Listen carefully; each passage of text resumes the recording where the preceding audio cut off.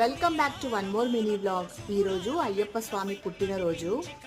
అయ్యప్ప స్వామి టెంపుల్లో ఈరోజు పూజలు బాగా చేస్తారు కాబట్టి మేమైతే మార్నింగే అందరం రెడీ అయిపోయి టెంపుల్కి వెళ్ళాము. మా పిల్లలు డైరెక్ట్ స్కూల్ యూనిఫామ్లోనే వచ్చారు. ఎలాగూ మేము దర్శనం చేసుకొని వెళ్ళేసరికి స్కూల్ టైం అవుతుందని ఒక హాఫ్ అన్ అవర్ ముందే వచ్చాము. గుడి మొత్తం కూడా పువ్వులతో చాలా బాగా అలంకరించారు. అలాగే మా బస్ కూడా ఈరోజు అరుణాచలం ట్రిప్కి బయలుదేరుతుంది.